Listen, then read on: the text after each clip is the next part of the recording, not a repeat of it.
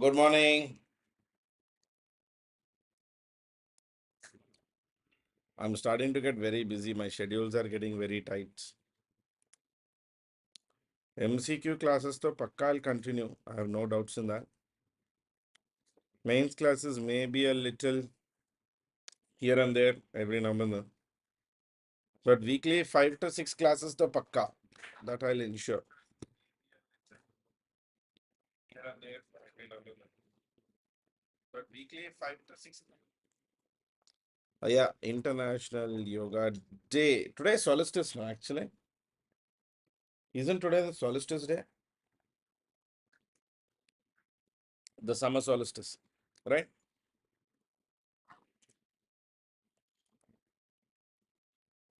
Mm.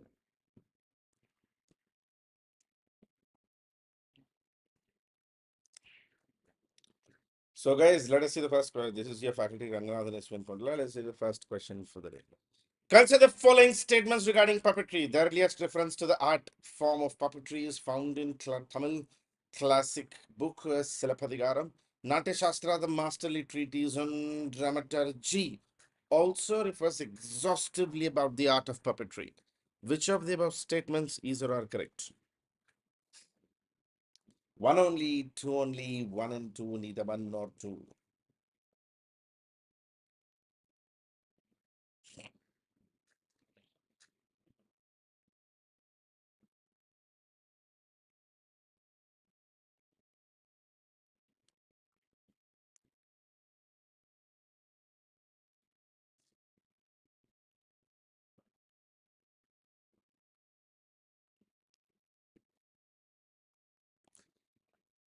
The first earliest reference about puppetry is definitely given in the Tamil classical book Silappadigaram, written by Ilango Adigal. Yes, the first and second century BC book Natya Shastra is a masterly treatise about the dramaturgy and drama.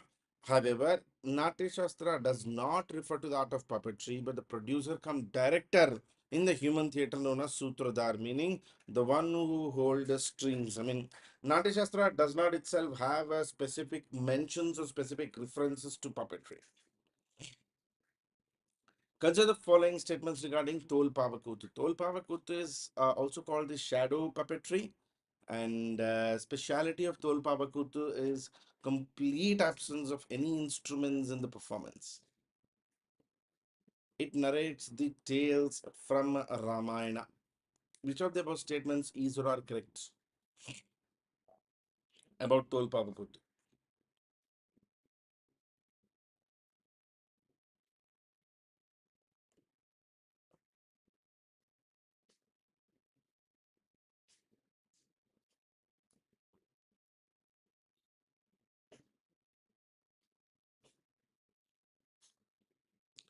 Yesterday, something very interesting actually happened um, in current affairs.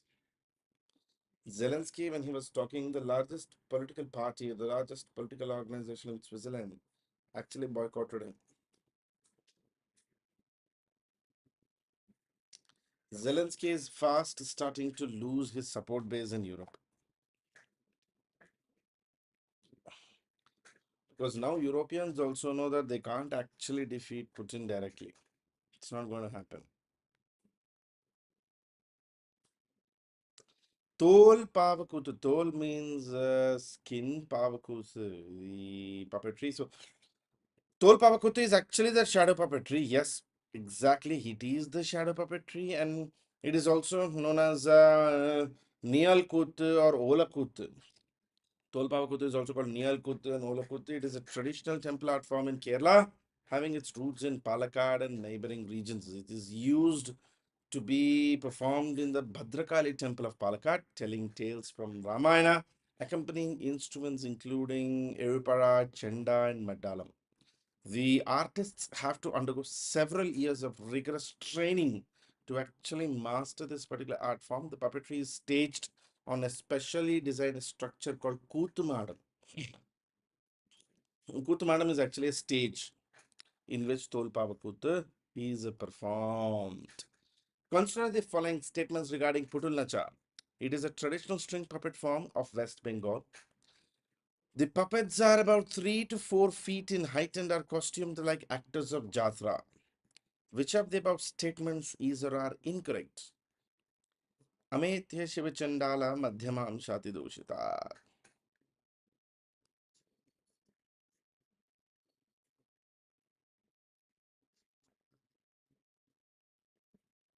Ametya Shivachandala Madhyamam Shati Doshita.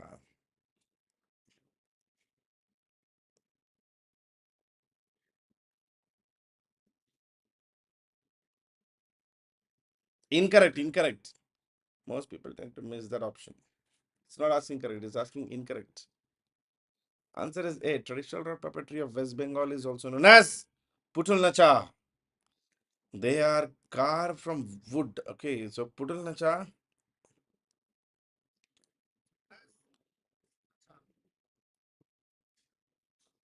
is a rod puppetry, not a string puppetry. They are carved from wood and follows the various artistic forms of the region. In Nadia district of West Bengal, rod puppets used to be human size, very similar to the Bunraku puppets of Japan. Today, that human-sized puppets of Nadia's Pudulacha is almost extinct. The Bengal rod puppets, which survive about 3 to 4 feet in height, are costumed just like the actors of Jatra, a traditional theater form prevalent in this region. Puppets have three joints. See, there's one uniqueness about rod puppets. They are agile, they're very stable, they're very strong. But generally, remember, of all the puppets that we see, rod puppets actually have less amount of physical movement available. So rod puppets have the least amount of physical movement available. These puppets have three joints. The head supported by main rod is joined to the neck, and hands or rods are joined at the shoulders. I don't know if you remember, there is a toy, बच्चों का एक छोटा सा toy होता है where there is a little rod you stroke up and then both the hands go up and down. That's basically an inspiration from the Putulnacha rod puppets. That one. That's basically inspiration for Putulnacha. Culture the following statements. Epic Mahabharata mentions puppet traditions. Leather puppets are not used in India for religious reasons. Tolu Bommalata is a shadow puppet theatre tradition practiced in Andhra Pradesh. Which of the following statements is or are correct?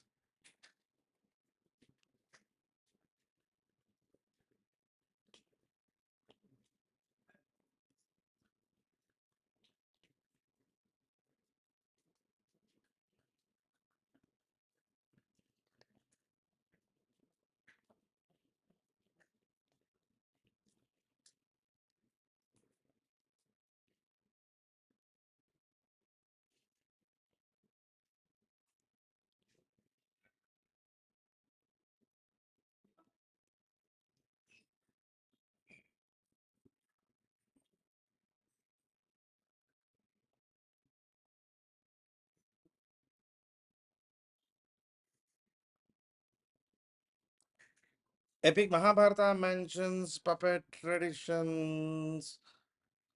Yes, leather puppets are used in India for all purposes.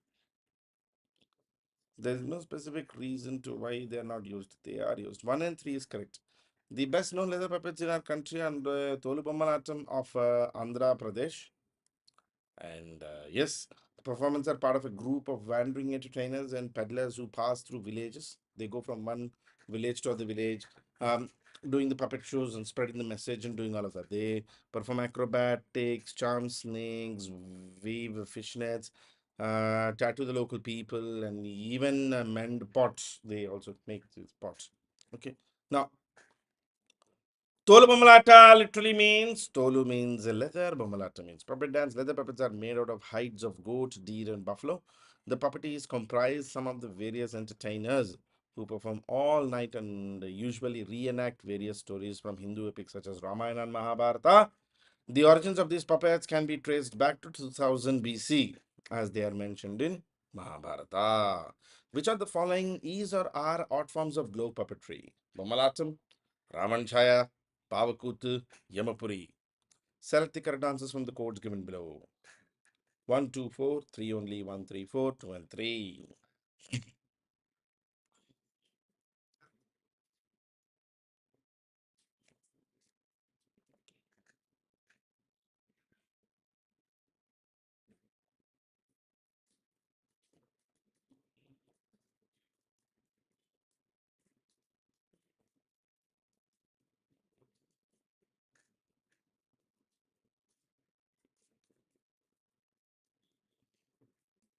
Good morning, Varaprasad. Good morning, good morning. Mamalatam, Ravanchaya, Pavakoto, Yamuri. Which of the following are gold glove puppets? Answer is B.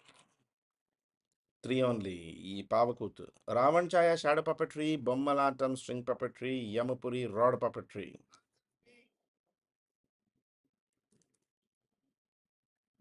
Consider the following statements. This temple dates back to early 11th century. It was built by Raja Bhimdeva, one of Solanki dynasty. There is a massive rectangular stepped tank, which is perhaps the grandest temple tank in India. The above statement refers to Lakshman Temple Khajuraho, Dashavatara Temple Devgarh, Sun Temple Konark, and Sun Temple Modhera.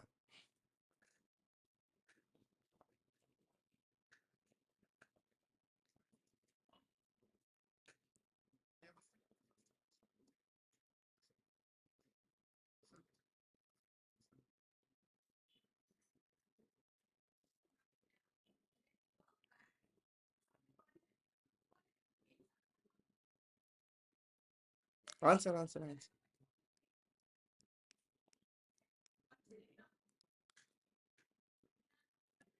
Answer is D. Modhera Sun Temple, built by Raja Bhimdeva, Solanki dynasty, 1026. Remember, Solanki temple structures are well known for their large exposive balconies with Purna Kalasha columns. There's a massive rectangular tank actually here called the Surya Kund in front of the temple. The proximity of the sacred architecture to the water body, such as a tank, a river, or a pond, has been noticed right from the earliest times. The interesting part is Solanki temple style takes its influence from Nagara school, while the Nagara style of temples actually do not have water tanks or stepped tanks, etc. The Solanki temples do. They were a branch of later Chalukyas. Solankis were a branch of later Chalukyas. Okay. By the early 11th century, they had become part of many temples. I mean, this 100 square meter rectangular pond is perhaps the grandest temple tank which you observe in India. The 108 miniature shrines are actually carved in between the steps inside this tank. What is not true about Ravats? They were cavalrymen or rais. They were the lowest, they were of a lower status than the Ranas. They vanished with the establishment of the Delhi Sultanate. They continue to be engaged by Ranas even during the Delhi Sultanate period. Yes, water tanks actually were mainly a prominent feature of the Dravidian temples. Indeed, yes, true. True path. The Ravats. ये है कौन Ravats?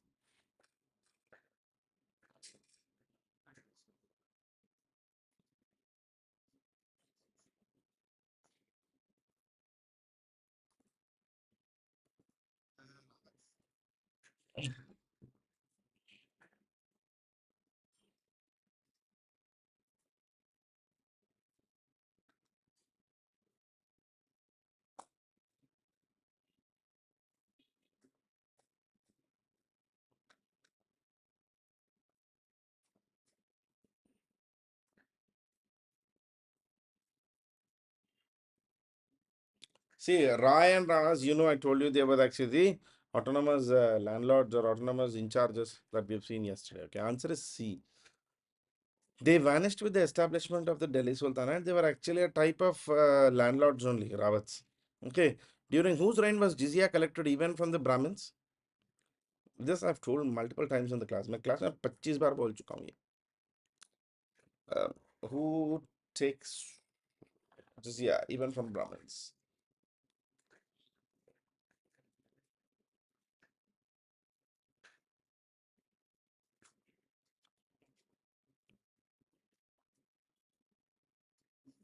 Okay, among the four options, who was the most sadistic towards Hindus? Among the options that you see, who was the most sadistic towards Hindus? Firoz Shah Tughlaq. Naturally, the tax from Brahmins was also introduced to be collected by Firoz Shah Tughlaq. He hated Hindus. And Brahmin being the Hindu upper class and the caste Hindus and or a Hindu priest, obviously he collected taxes even from them. Who were the paikas or pikes? Ascetics, spies, foot soldiers, cavalrymen. Paikas.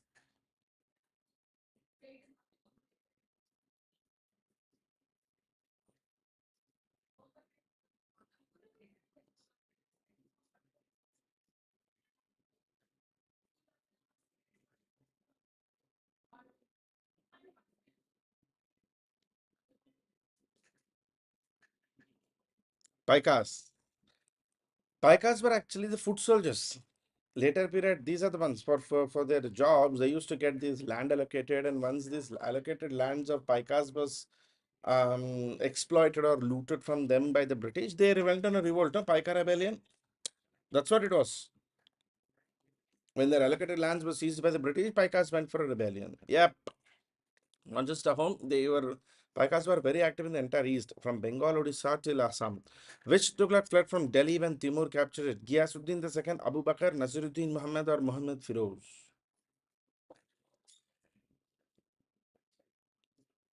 Which Tughlaq fled from Delhi when Timur captured it?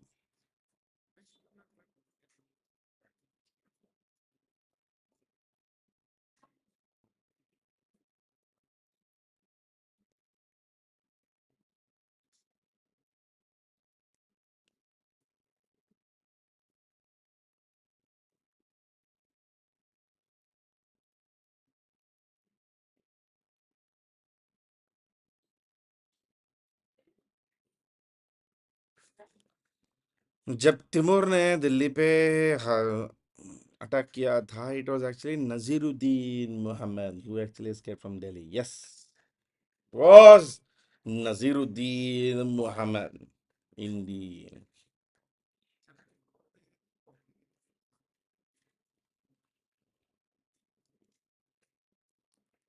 Who were Bareds?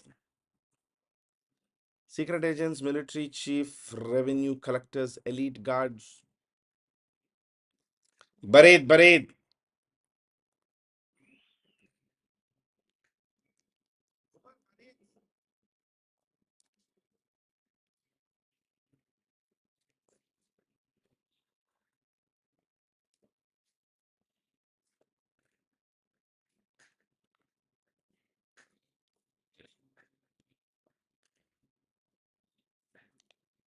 Bareds were basically secret agents, no? Diwan Bared, which even eventually, if you remember, Firoz Shah Tughlaq period, we see the establishment of Diwan Bared, mainly to protect the interests of the secret agents or the people who are working for the government as IB intelligence.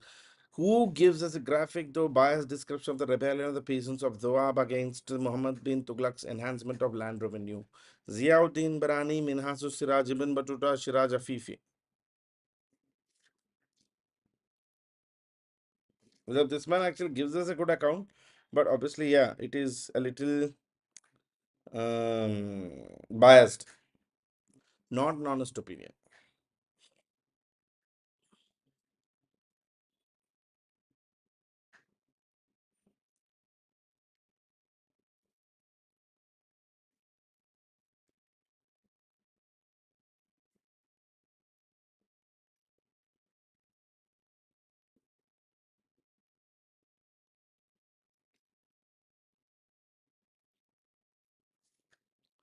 It was actually Ziauddin Barani in his book Tariq-e-Firoz Shah. He actually talks about how the Tughlaq rule was, gives a very good graphic, detailed, explanatory account, particularly of the revolt the farmers and the peasants of Doab did when the land tax was increased by Muhammad bin Tughlaq, by Muhammad bin Tughlaq by 250%. Yes.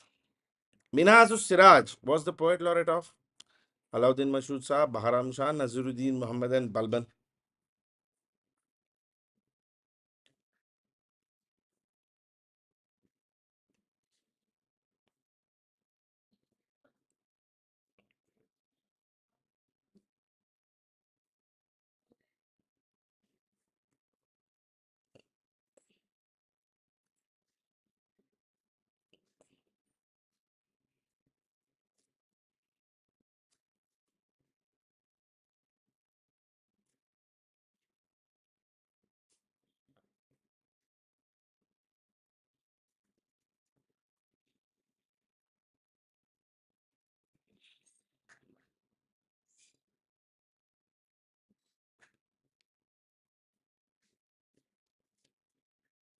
Minhas Siraj was actually a poet laureate during the rule of Naziruddin Muhammad. During the period of Naziruddin Muhammad. Now, Indian monk and Yogi Paramahamsa Yogananda is primarily associated with. Very interesting question.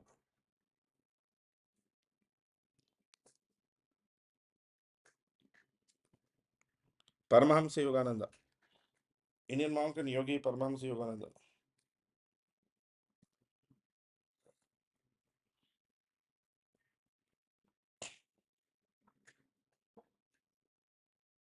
Yes, the self-realization fellowship. You know, there's in 2019, Paramahamsa Yogananda's birth anniversary, 125th birth anniversary was marked. He was born in 1893. He is well known for introducing Kriya Yoga by establishing self-realization fellowship or Yogoda Satsanga Society of India. Paramahamsa Yogananda is generally considered as the man who actually introduced yoga to the West. Today is International Yoga Day. You need to know about him. He is called the father of yoga in the West. He was the first major Indian teacher of yoga to actually settle in America and first prominent Indian to be hosted in the White House. He published a book, The Autobiography of Yogi, in 1946. His autobiography has actually been an inspiration for many people, many popular celebrities like George Harrison, Pandit Ravi Shankar, even Steve Jobs. He introduced the concept of Kriya Yoga. The science of Kriya Yoga is the foundation of Paramahamsa Yogananda's teaching. Kriya Yoga is actually the union between yoga with the infinite through a certain action or Kriya. Uniting yourself with the world through yoga. Kriya Yoga mentally directs the life energy to revolve upward, downward into 6 spinal centers, which corresponds to the 12 astral signs of the zodiac. Remember the Kundalini, the chakra system coming from Kriya Yoga. 1/2 minute of revolution of energy around the sensitive spinal cord gives subtle progress to this evolution, and half a minute of Kriya equals 1 year of natural spiritual unfoldment. He is Yogi Paramahamsa Yogananda, who introduced Kriya Yoga to the West, father of yoga in the West, taking yoga to the West. He traveled to US, meditation, yoga, he introduced that. He was one of the first teachers. He also founded an association called Self Realization Fellowship and invited more than 1 lakh techniques of Kriya Yoga. He wrote a biography called The Autobiography of a Yogi, which is very, very popular book. Swami Paramahamsa Yogananda. Recent question current affairs में बहुत था. Tipu Sultan reorganized his army along European lines using new technology, including what is considered the first war rocket. Tipu also built a navy to support trade. Which of the above statements is or are correct?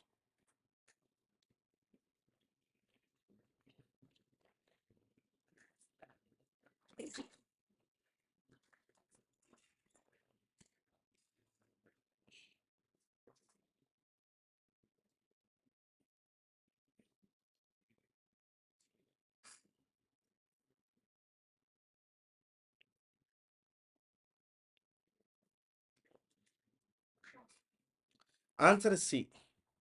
Yes, he first reorganized his army on the European lines, introducing new technology, including what is considered the first comprehensive war or rocket in India. Tipu Sultan also built a very established and well-built navy, mainly to support his trade activities. Tipu Sultan's original name, birth name is Fateh Ali. He was a ruler of Mysore and he was actually killed on the 4th of May 1799. One of his swords was recently purchased. The sword is now missing. I mean, Vijay Mallya had actually purchased it, but then it was missing. He introduced a new calendar and new coinage and even made innovations in ammunition. I mean, in fact, it is believed that Tipu Sultan actually killed a tiger with his dagger. That's why he is generally known as the Tiger of Mysore, Sher Mysore. That is his title.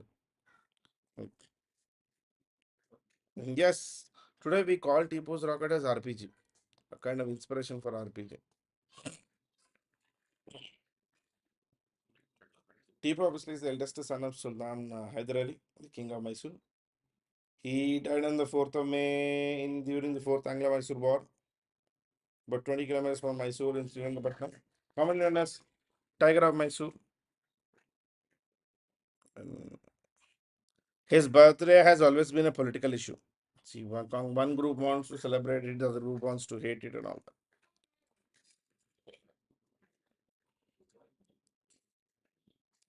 Tipu was a ruler of Mysore, and Tipu has been so far seen as a man of imagination and courage. In fact, look, the uniqueness of Tipu Sultan is he was one of the first Indian kings, and probably the last, who was actually thinking on European lines. He became a major challenge for the East India Company. He was born Fateh Ali, introduced numerous administrative reforms and economic reforms, introduced a new land revenue system. In fact, during his period, Mysore's silk industry developed. He expanded the iron cased Mysorean rockets, commissioned a military manual called Fatih ul Mujahideen.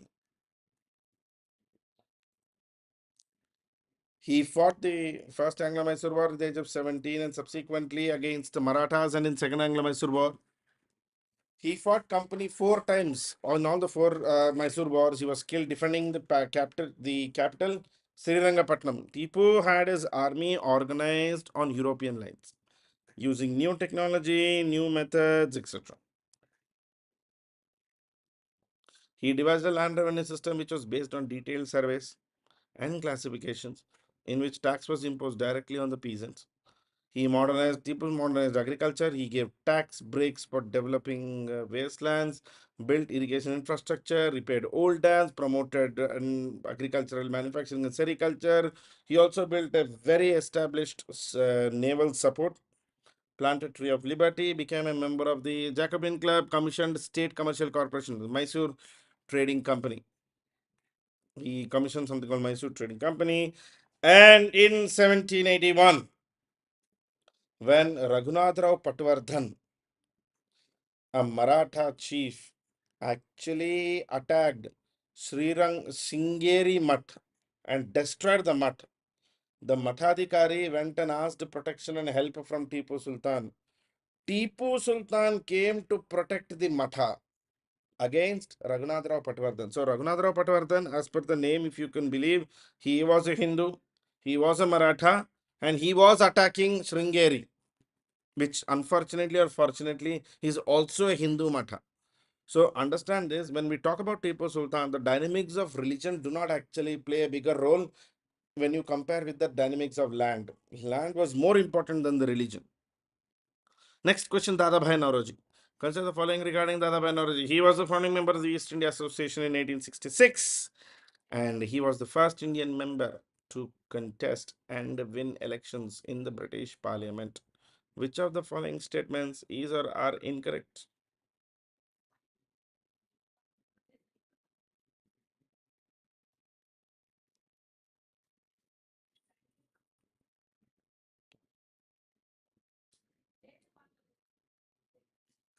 Just the following statements, these are incorrect. One only, two only, both one and two, none of the above.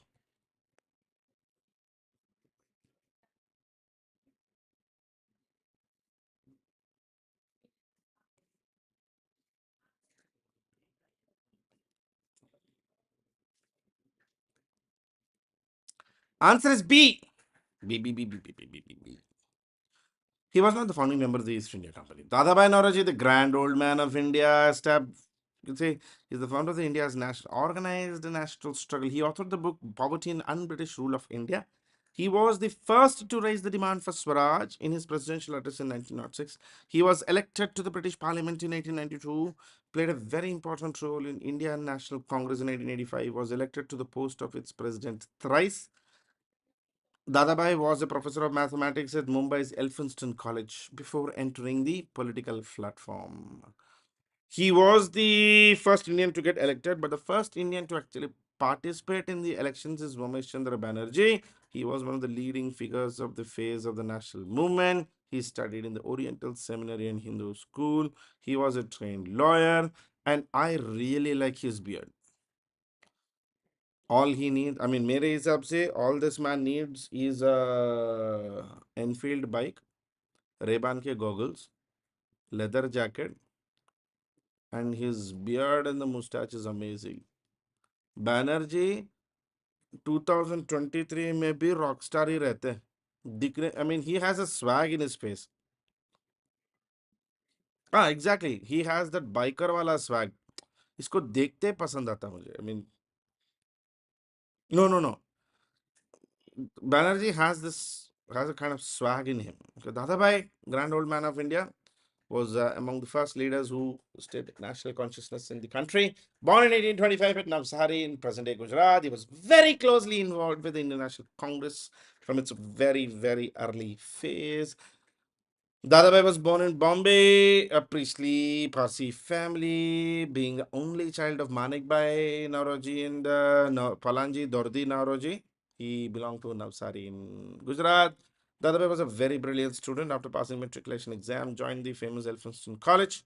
On completion of his college career, Dadabhai was appointed assistant professor at the Elphinstone College and awarded the honorary degree of LLD by the Bombay University. He served as the first Indian member of the British Parliament. His first agitation in 1859 concerned recruitment to Indian civil service. In 1865 and 66, Nauroji helped found the London Indian Society and East India Association. The two organizations sought to bring nationalist Indians and sympathetic Britons on one platform. Actually, he founded the East India Association in 1865-66 as the secretary of Eastern Association Nauroji. He helped in founding. He was not the founder. It was founded by somebody else. Veteran. He only helped in establishing it. He was the secretary of East India Association. Nauroji traveled to India, gather funds, and raise issues of national awareness. And in 1885, Nauroji became the vice president of the Bombay Presidency Association. He helped form. He was nominated to the Bombay Legislative Council by Governor Lord Ray. Became Congress President 3 bar 1886, 1893, 1906, 93. He helped Indian Parliamentary Committee to attend Indian interests. In fact, Dadabhai is, you can say, one of the key propounders or key proposers of the drain of wealth theory. And he actually wrote a famous, introduced a famous paper, a book in the British Parliament, Poverty and Un-British Rule of India. Dadabhai is a classic moderate who believed in the goodness of the British, but believed that British in India have been bad. The Imperial Britain was draining away India's wealth to itself through exploitative economic policies, heavy financial burden and of the British civil and military apparatus. The exploitation of the country due to free trade, non-Indians taking away the money that they earned in India, and the interest that India paid on its public debt held in Britain. Nauroji used to publish Rast Goftar and a Gujarati newspaper in 1854.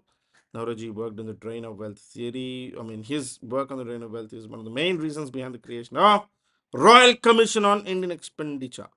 This commission reviewed financial burdens on India and in some cases came to the conclusion that those burdens were definitely misplaced. Next important question. Lal Bahadur Shastri. He was a member of Servants of People's Society. Shastri was the second Prime Minister of independent India. He led the country during 1962 war and subsequently signed the Tashkent Agreement. Which of the above statements is or are correct?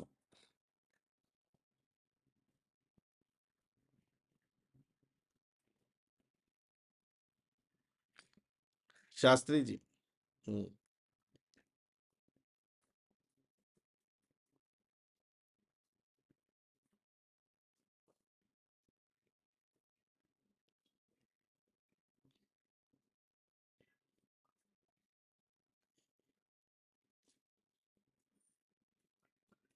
Lal Bahadur Shastri.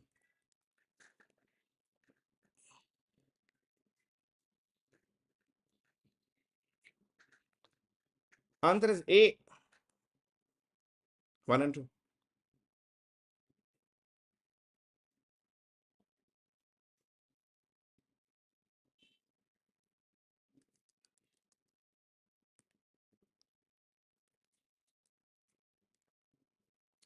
It should be C, no?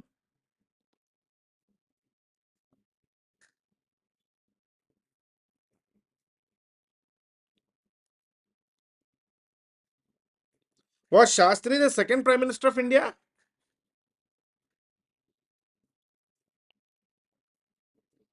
Oh, is it? Was Jawaharlal Nehru the prime minister only for one term?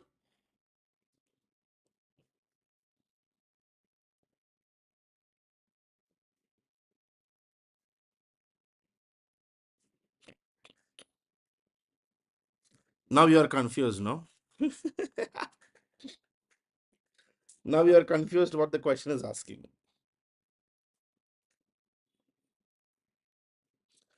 So, so if Nehru was not the prime minister only for one term, then how was Shastri the second prime minister of independent India?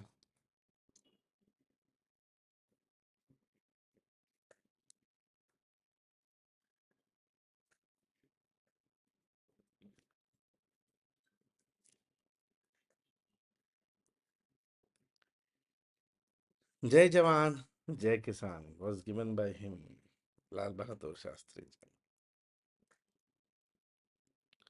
It was he was considered the second prime minister of India. But just because कोई confuse करता है, confuse मत हो जाओ.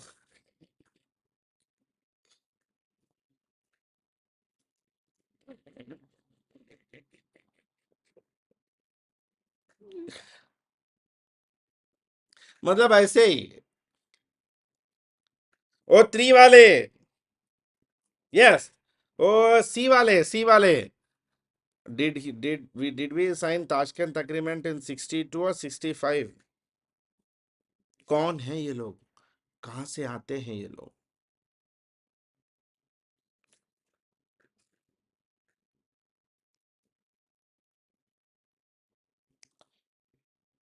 1962 war we lost. We did not sign anything.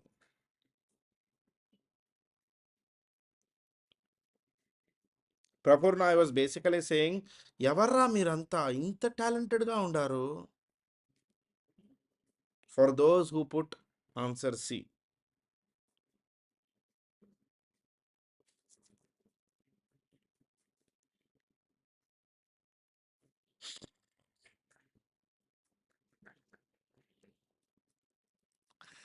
Jai Jawan, Jai Kisan was actually not call given by him. Green Revolution, White Revolution, सब इसी इन्हीं के दिमाग है.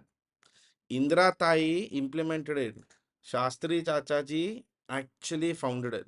He coined the slogan Jai Jawan, Jai Kisan during 1965 war. The title Shastri was actually part of his bachelor's degree by Kashi Vidyapit, but eventually stuck with his name. He did study from Kashi Vidyapit. तो शास्त्री वहाँ पे university में मिला था इनको. इनका घर का नाम नहीं है ये. 9 years in jail while fighting for India's independence. Loyalty to the country comes ahead of all other loyalties, and this is an absolute loyalty since one cannot weigh in terms of what one receives. I mean, you know the idea, do not question what your country has given to you, but question what you have given to your country. Shastri strongly believed in it. He was awarded Bharat Ratna in 1966. Jai Jawan, Jai Kisan, इन्हीं का slogan था. And it was in 1965 Operation Pakistan launched something called Operation Grand Slam or some. They also call it Operation Gibraltar. I mean, the thing happened is Pakistani army went through YouTube, got motivated with YouTube motivation videos, and planned to attack India and colonize India. I mean, इन लोगों का plan था सुबह का नाश्ता अमृतसर में, दोपहर का खाना जलंधर में, रात का खाना दिल्ली में.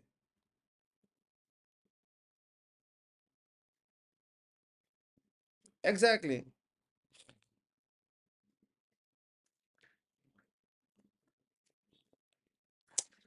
Simple scientific. Ramya. Even if your point 1962 he was not there. No, he was not the leader in 1962. Simple. 62 was Nehru. I mean,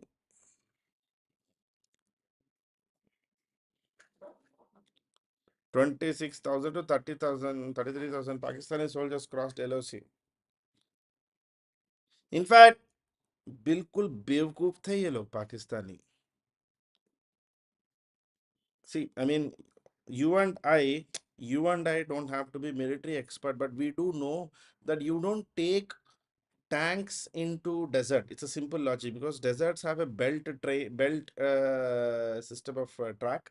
So naturally, if you take them into sand or desert sand, all the mitti, all the sand will go into the belt and the tank will get stuck. Simple logic, no? No problem, Parthiman. I mean, it's common sense. Pakistanis came with 400 tanks to attack us in the Rajasthan desert. Desert defeated them before India. India lost 128 tanks. Pakistan has lost 471 tanks. 1,500 square miles of territory was actually won by India, while 250 square miles by Indian territory was occupied by Pakistan. If Pakistan has any ideas of annexing our territories, force will be met with force. It was actually typical Shastrian ideology. Lal Bahadur Shastri's statue was inaugurated at Varanasi airport couple of about 1.5 years ago. Shastri was born on the 2nd of October 1904. I mean, that's the uniqueness. Shastri's birthday is also the same day as Gandhi Jayanti in Mughal Sarai, Varanasi. Mein. He was actually given the title Shastri or Scholar by the Kashi Vidyapeeth, where he did his bachelor's degree. He introduced the slogan Jai Jawan, Jai Kisan, playing a very pivotal role in India's future. He became a life member of the Servants of People's Society, founded by Lala Ji. Lala Lajpat Rai ka society ke member the ye. That's why it is 1 and 2.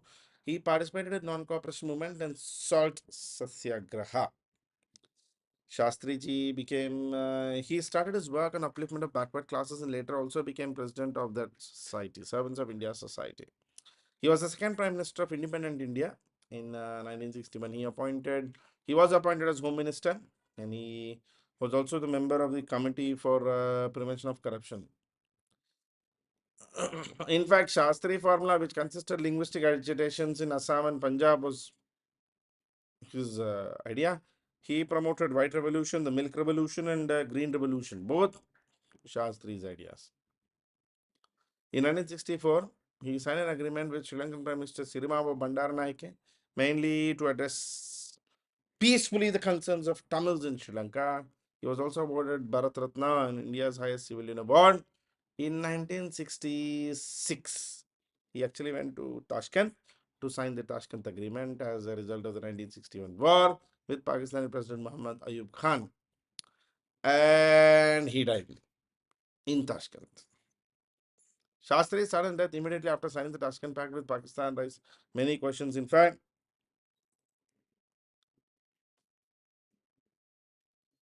good morning, Antariba's mom. Good morning, ma'am. Shastri की बीवी थी ललिता देवी जी. Madam actually always claimed that Shastri was poisoned. Now, see, look, there's always this question. Postmortem नहीं हुआ था शास्त्री जी का. See, a prime minister of a country goes on a state visit. He dies in a foreign country. His body is just brought back and it is cremated.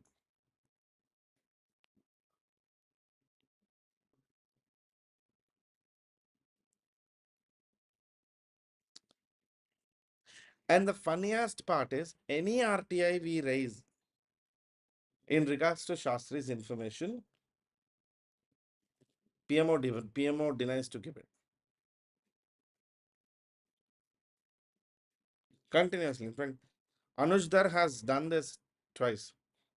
PMO says no, it will spoil the relationships between India and US. Same way how we can't actually give all the information about Subhash Chandra Bose because the chances are it may ruin the relationships between India and Russia. Why का कोई answer नहीं है. In fact, when I mean the media of that day still claims that Lalita Devi and Shastri's son both were suspicious because Shastri ji's body was blue in color. Cardiac arrest वाले blue color का होके नहीं मरते हैं. You know what does a blue color body basically mean?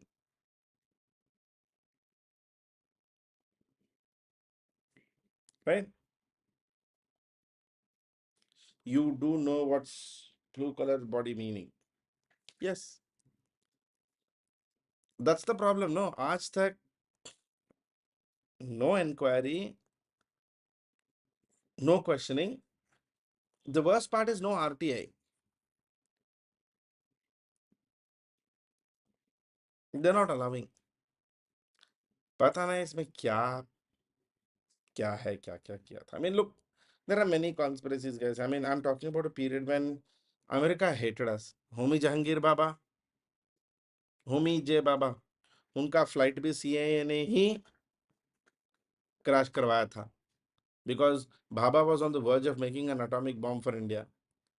The same with Shastri ji, maybe CIA. We don't know. We don't know. But look, you know how they say in Hindi, Gade murte mat ukhado.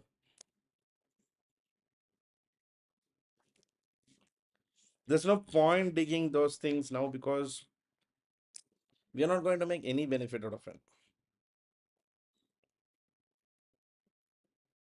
But at least we need to be very careful when dealing with these guys. And America may call itself a friend, strategic partner, etc., etc. America तो almost जैसे life partner बन चुका है.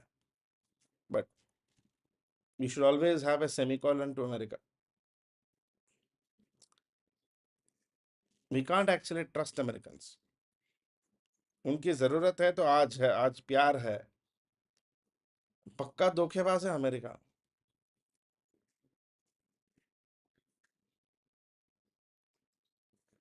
As long as we realize that and we be safe and secure about that, we are fine.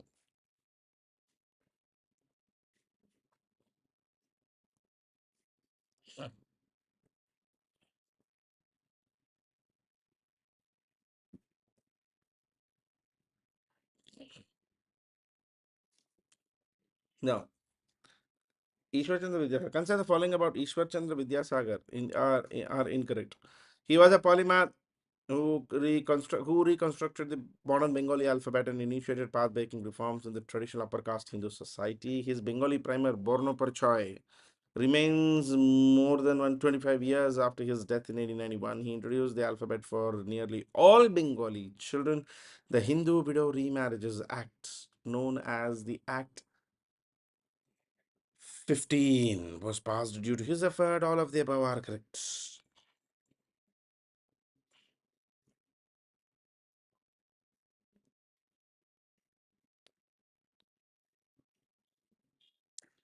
America, I mean, look, if we imagine the classroom as United Nations, and in classroom there are always these gangs. ये एक group है, वो एक group है. There's always groupism in the classroom. But there is always this one guy who doesn't belong to any group, but is an expert in making sure to at least two to three groups fight among themselves.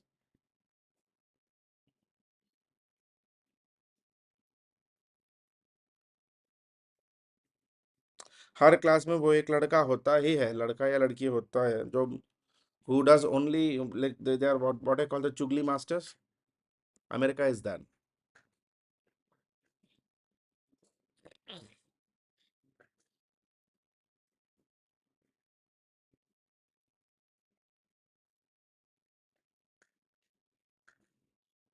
America is that.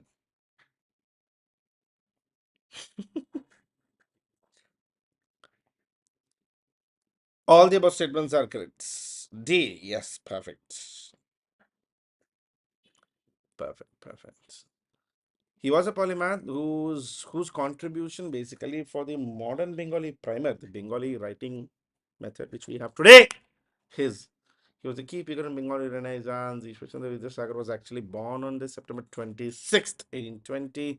He was a philosopher, academic, educator, writer, translator, printer, publisher, entrepreneur, reformer, philanthropist. He was like Ali Baba and his Chalis Chor together. Single man. Introduced the practice of widow remarriages, pushed the Widow Remarriages Act 15 in 1856. Who passed the Widow Remarriages Act?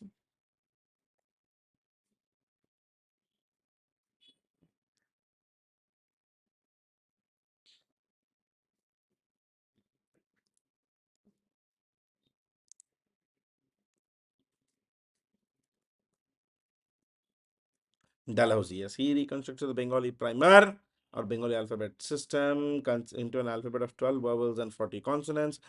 No one wonders how God, in the process of producing 40 million Bengalis, ended up producing a man. That's what Rabindranath Tagore said about Vidyasagar's death. Um, Even among the 40 million Bengalis, he was special. 19th century intellectual, perhaps one of the first Indian reformers to forward the issues of women, particularly widow remarriage. His Bengali primer, the Borno Parichaya, remains more than 125 years after his death. He was a polymath. He reconstructed the modern Bengali alphabet and initiated path-breaking reforms in traditional upper caste Hindu society, particularly Hindu widow remarriage. He studied Sanskrit grammar, literature, Vedic philosophy, logic, astronomy, Hindu law for more than 12 years at Sanskrit College and received the title Vidya Sagar, the ocean of learning. He studied English literature privately and philosophy and was appointed the principal of the same college, the Sanskrit College, in 1851. He focused on social reforms for women. He spent most of his life's energies trying to ensure an end to the practice of child marriage. He launched a powerful attack on the practice of marrying of girls at age 10 or even younger. And he showed that there was no prohibition on widow remarrying in the entire Smriti literature. In fact, actually, according to him, and he was right, in the Vedas, there is no provision for sati pratha or prohibition of widow remarriage. He campaigned against polygamy as well, marrying more than one person. In 1855, Vidyasagar sent a petition to the government of India praying early passing of the law to remove all obstacles of the marriage of widows. On July 16th, 1856, the Hindu Widow Remarriages Act was passed and introduced by Lord Dalhousie. Another important question, uncle is always in news, very controversial uncle. Vinayak Damodar Savarkar founded the Arbino Bharat Society. He was also a member of Tilak's Swaraj Party. Which of the above statements is there correct? One only, two only, both one and two, none of the above.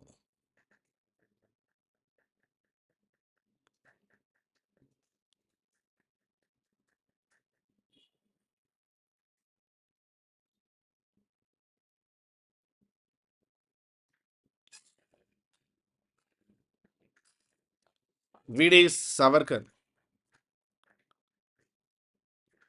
See, yes, he founded the Abhinav Bharat Society, also called the Mitra Mela previously, and his brother founded the Hindu Sabha. Vinayak Damodar Savarkar, he was actually the creator of Hindutva. He emphasized on the term Hindutva, and for him, Hindutva was different from Hinduism. According to him, Hindutva was social and political communalism. So, all Hindus have to live together, all the Hindus have to work together, all the Hindus have to be a political power. That is what Hindutva is advocated.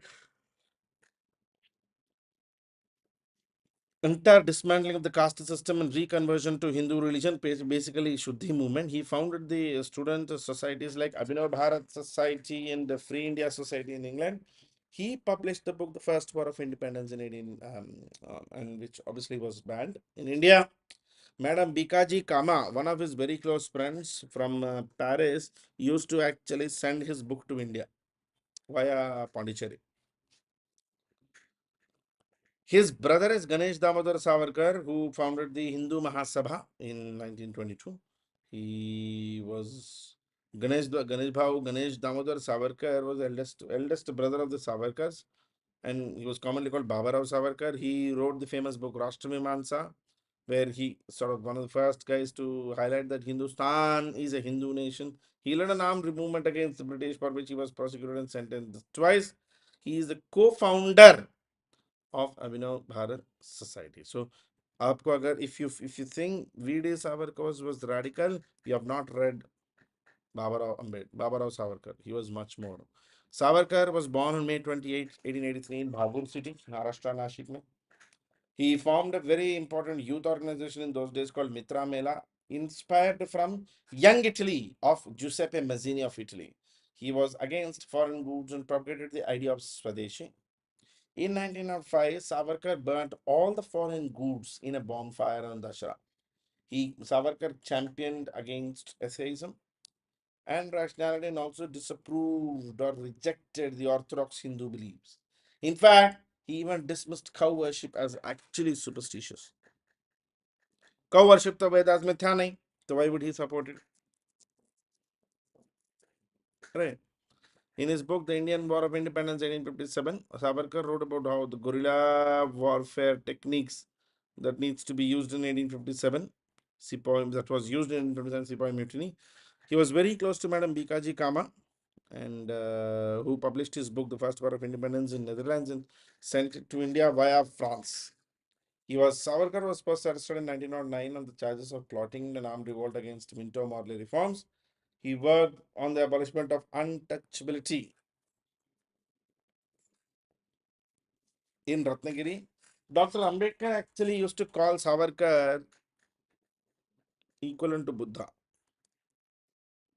He supported two nation theory in his book Hindutva. India for Hindustan for Hindus and Pakistan for Muslims. It was in 1964 Savarkar declared that he wanted to go on a samadhi and went on a hunger strike, and he passed away on Feb 26, 1966. Andaman Nicobar ka Port Blair Airport is called Veer Savarkar International Airport. Savarkar founded the Abhinav Bharat Society. He was also a member of the Tilak Swaraj Party. Savarkar was known for instigating people against the British. In fact, Britishers hated him the most. And yes, he wrote an apology letter to British only. Basically, he wanted to escape from the prison because he knew that sitting in Andaman prison, he can't actually do anything much. He founded the Free India Society, established the Free India Society celebrated important dates like Indian landmark festivals, freedom movement landmarks, etc. He believed and advocated the use of arms to free India from the British and created a network of Indians in England equipped with weapons. He when he when British collector A.N.T. Jackson was shot dead, he was arrested. He was implicated in the murder, citing his connections with India House. Savarkar was president of Hindu Mahasabha. His brothers. Huh? Parthiban, there are more than 100 apology letters written by Gandhi also. And so is from Nehru, from Kriplani, from Azad, from moderates. Yeah, so these guys make it a mess, but asking apology and then kicking in the back was actually the tradition in those days.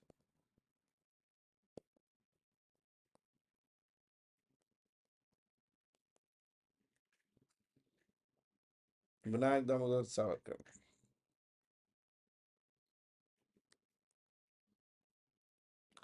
Firoz Shah Tughlaq. Consider the following regarding Firoz Shah Tughlaq. He has the unique distinction of being chosen as a sultan by the nobles. Khan Jahan Makbul Khan, the Telugu Brahmin convert, was his vizier. He was the only Delhi Sultan who had received a comprehensive literary, religious, and philosophical education. Which of the above statements either are correct?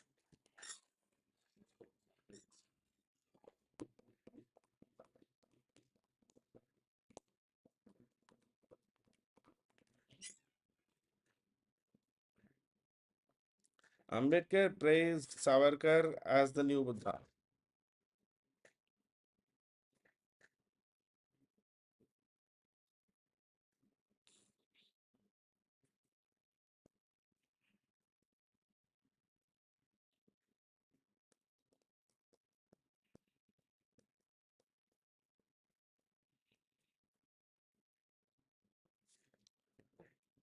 He was answer is A. Yes, he has the distinction of actually being chosen as Sultan by the nobles. Khanajan Makbul Khan was a Telugu Brahmin convert who was his vizier. No, it was Muhammad bin Tughlaq who had received comprehensive education. Of Firoz Shah Kotla Stadium was recently renamed. I mean, a couple of years ago. Firoz Shah Tughlaq was born in 1309, ascended the throne after the demise of his cousin or uncle Muhammad bin Tughlaq. He was the third ruler of the Tughlaq dynasty, and he was in power from 1352 to 1388. He was one of the He was the one who actually restarted the imposition of jizya. Firoz provided the principle of inheritance to the armed forces, where officers were permitted to rest and send their children in army in their place. However, Firoz Shah Tughlaq made Ikta system a hereditary sequence. The British called him the father of irrigation department because he introduced many gardens and canals. Approximately 1200 horticulture farms in and around Delhi. He built it.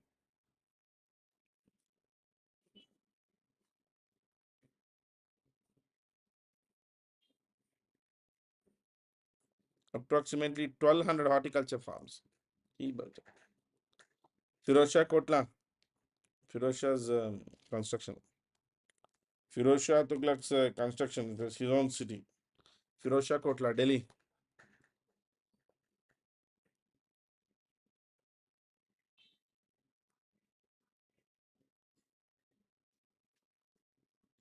It was less effort, more a city in itself. It was less effort, more a city in itself.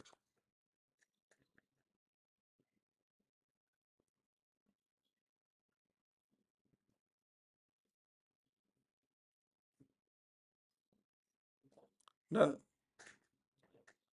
When he came to power, obviously he had many challenges to face in 1352. Like his uncle had ruined the economy completely, so he had to fix the financial issues. For that, he went for agricultural reforms and horticulture reforms. There were also general revolts which were going on during his period. That also he tried to fix. He irrigated. I mean, obviously he was irritating the people, particularly the Hindus, by actually taxing the Brahmins, even killing the Hindus on regular period. And obviously, his bureaucracy was very dissatisfied with him because Firoz Shah Tughlaq was comparatively, I can say, less qualified to actually be the king. ये आदमी में कोई भी experience नहीं था इसमें. The last question for the day.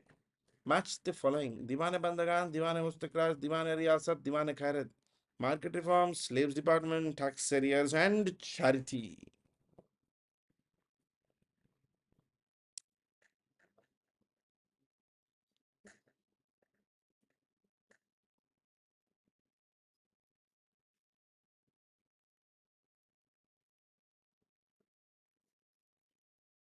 Very, very easy.